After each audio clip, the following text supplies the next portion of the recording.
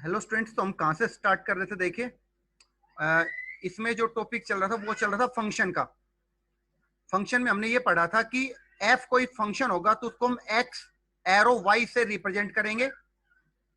और second condition मैंने बताई थी कि कोई भी दो एलिमेंट होंगे, ठीक है, कोई भी दो एलिमेंट होंगे, वो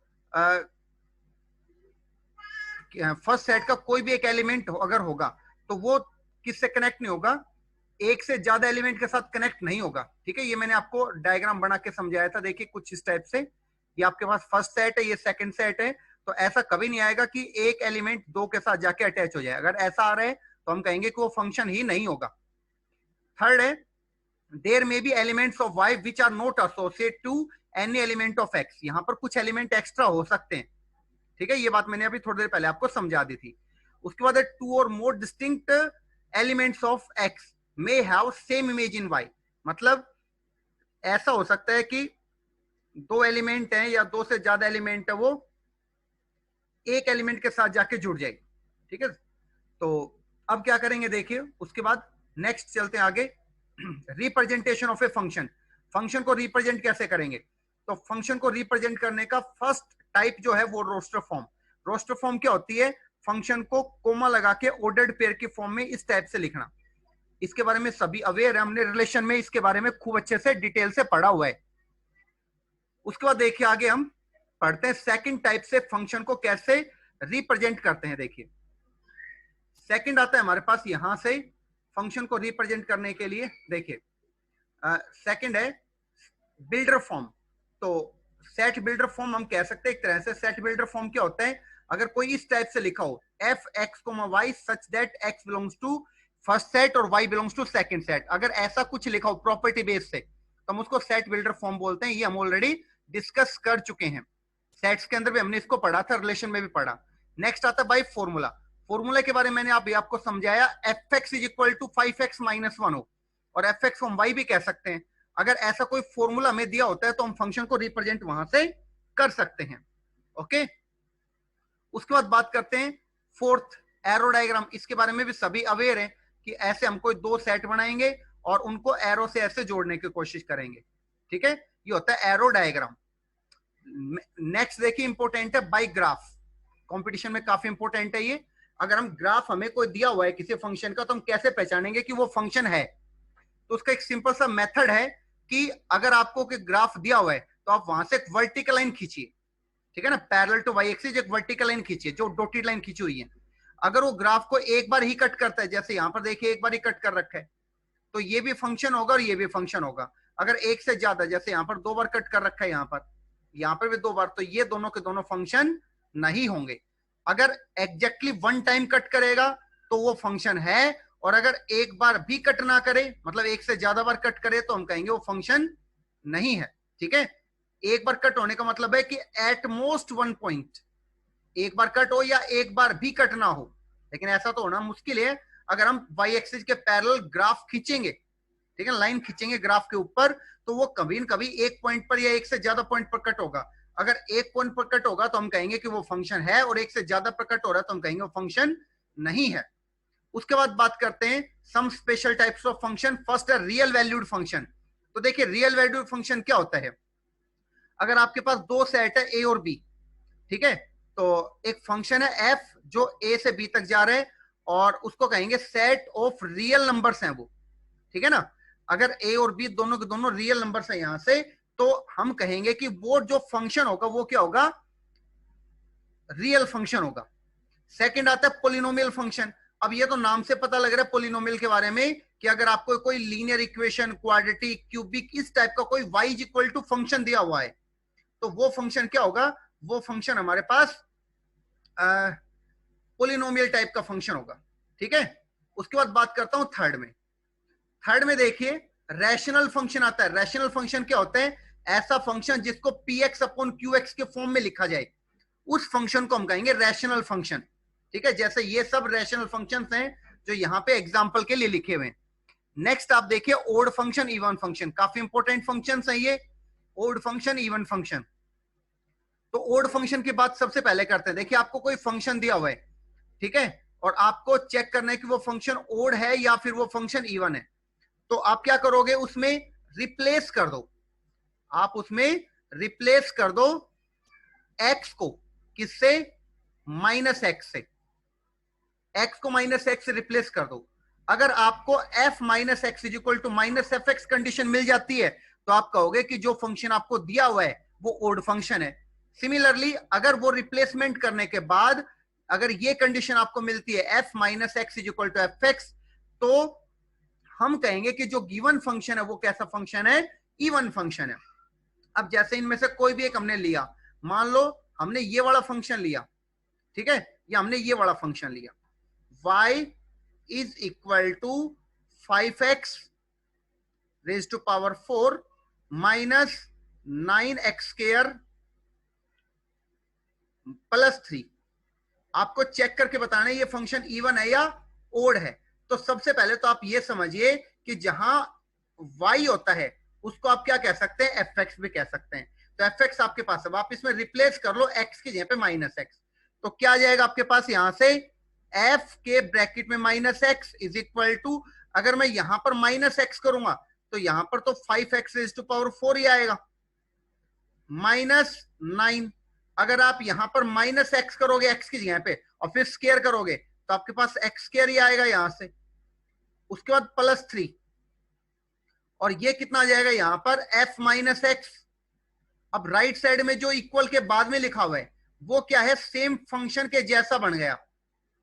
अगर वो सेम फंक्शन के जैसा बन चुका है तो आप कहेंगे वो फंक्शन कैसा हो गया, इवन फंक्शन हो गया। अगर इस पूरे फंक्शन के आगे नेगेटिव लग जाता, जैसे यहां पर बताया नेगेटिव कॉमन लेना पड़ता हमें, तो हम कहेंगे फंक्शन कैसा हो जाएगा, वो ओड फंक्शन हो जाता।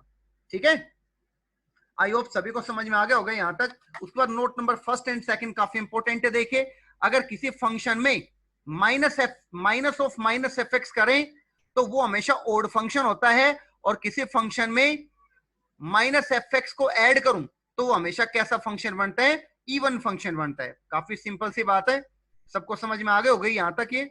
उसके बाद सेकंड पॉइंट है, देखिए, it is possible to have a function, ऐसा फंक्शन एग्जिस्ट करता है जो इवन या ओड कुछ भी ना हो। ठीक है, आप नंबर की तरह से काउंट नहीं कर सकते कि कोई नंबर मैंने लिखा या तो वो ओड होगा या इवन होगा, ऐसा नहीं है।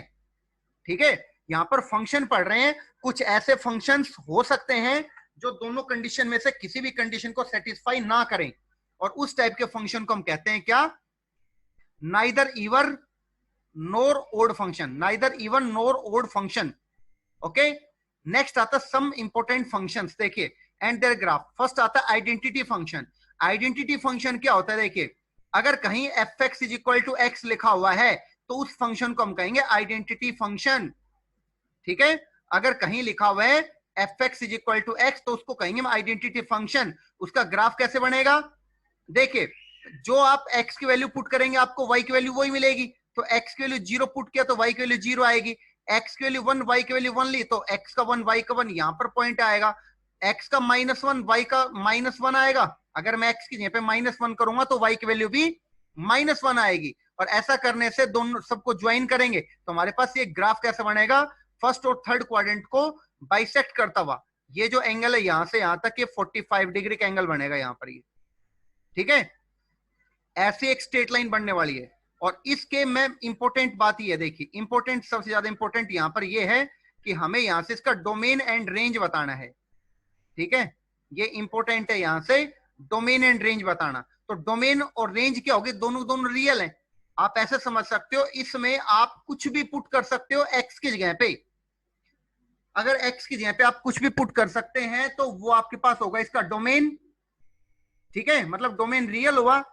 और रेंज क्या होगी, जो आप x पुट करेंगे तो y क्या क्या आने वाला है, तो y की वैल्यू भी कुछ भी आ सकती है, जो आप पुट करेंगे वही आएगी यहां तो फिलहाल, इसलिए रेंज क्या होगी, रेंज भी रियल होगी।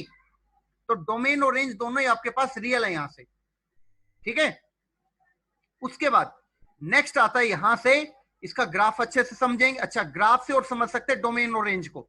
देखिए, अगर मैं कोई भी x की वैल्यू खींचूं तो हर x की वैल्यू के लिए मुझे ग्राफ पे लाइन कट होती हुई मिलेगी।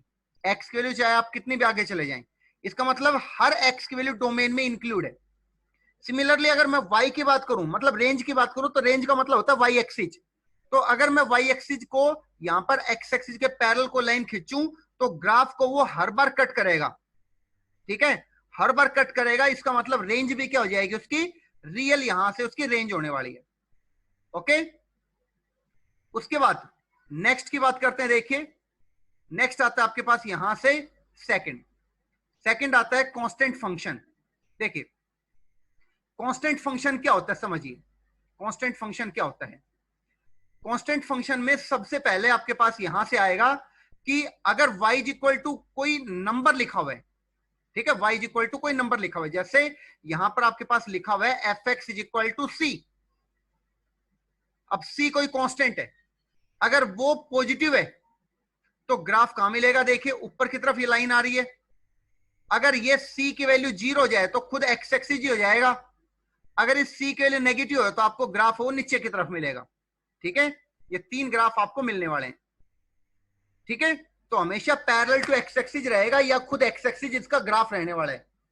अब मैं डोमेन की बात करूं तो डोमेन क्या हो जाएगा, ऑल रियल, क्योंकि आप इसमें x की जगह पे कोई भी वैल्यू डाल सकते हैं, तो डोमेन होगा रियल। लेकिन y की वैल्यू क्या आएगी, y की वैल्यू तो हमेशा c आएगी जो वैल्यू दे रखी है, इसलिए रेंज क्या होगा, सिंगलटन सेट होगा यहां से, ठीक है।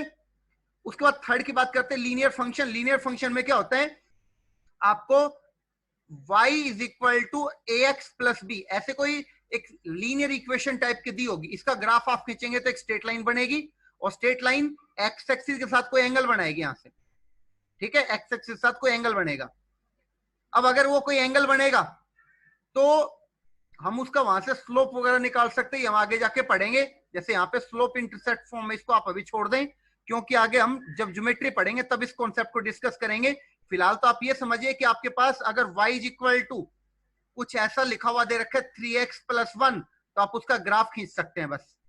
और ग्राफ खींचेंगे तो मान लो कुछ इसके जैसा ग्राफ आएगा, तो आपको डोमेन जो है वो रियल पता लगेगा, क्योंकि आप x की कोई भी वैल्यू के लिए ग्राफ देख सकते हैं। x की कोई भी वैल्यू इसके अंदर यहां पे आप डाल सकते हैं तो डोमेन हो जाएगा रियल, और रेंज की भी कोई भी वैल्यू यहां पे आ सकते हैं, कोई रिस्ट्रिक्शन नहीं है, ठीक है। इसलिए रेंज क्या हो जाएगी, रेंज भी रियल हो जाएगी। नेक्स्ट आता है absolute value function. Absolute value function क्या होता है, देखिए एब्सोल्यूट वैल्यू फंक्शन या उसका दूसरा नाम है मॉडुलस फंक्शन। उसको रिप्रेजेंट कैसे करते हैं, y is equal to modulus of x, ऐसे रिप्रेजेंट करते हैं। इसका ग्राफ कैसे बनेगा, हमेशा वी शेप ग्राफ बनता है। जैसे अगर आपको मॉडुलस ऑफ x का ग्राफ बनाना है तो इसका ग्राफ मैं बता रहा हूं आपको, देखिए ओरिजिन पर एक वी शेप बन जाएगा, ठीक है।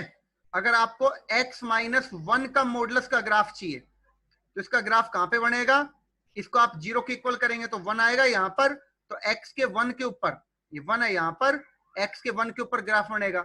लेकिन अगर इसी चीज को x प्लस 2 बोल दिया जाता तो उसका ग्राफ कहां पे बनेगा आपके पास, -2, -2 एक्स एक्सिस पे यहां पे है, तो यहां पर एक वी शेप ग्राफ बनेगा, ठीक है। मॉडुलस का ग्राफ हमेशा वी शेप बनता है। अब बात आती है क्यों बनता है ऐसा, ठीक है। तो उसका एक सिंपल सा है कि डेफिनेशन ये होती है, डेफिनेशन होते है ये। अब इसमें अगर मैं 10th क्लास के तरीके से, आप सभी ग्राफ के लिए कर सकते हैं ऐसा, 10th क्लास के तरीके से यहां पर मैं इसके टेबल बनाना चाहूं, ठीक है, तो यहां से आप इसमें कुछ वैल्यूज पुट कीजिए। जैसे 0 पुट किया आपने, 1 पुट किया, 2 पुट किया, ठीक है, -1 पुट किया, और भी पुट कर सकते हैं। अगर -1 को आप पुट करेंगे तो कहां पे पुट करेंगे, -1 है वो x से छोटा है। अब x से छोटा है इसका मतलब यहां पर आप पुट करोगे x की जगह पे, तो यहां पर कितना आएगा, माइनस ऑफ -1, माइनस ऑफ -1, ठीक है।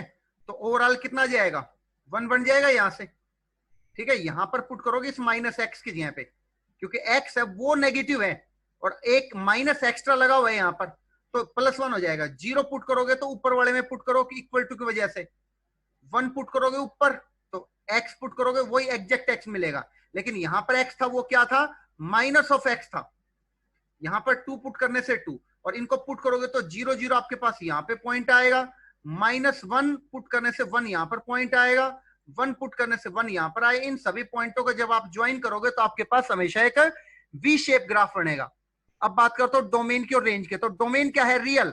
आप ग्राफ से भी देख सकते हैं हर एक्स की वैल्यू के लिए डोमेन पॉसिबल है, तो वो एक्स की वैल्यू क्या बन जाएगी? उसका डोमेन बनेगी।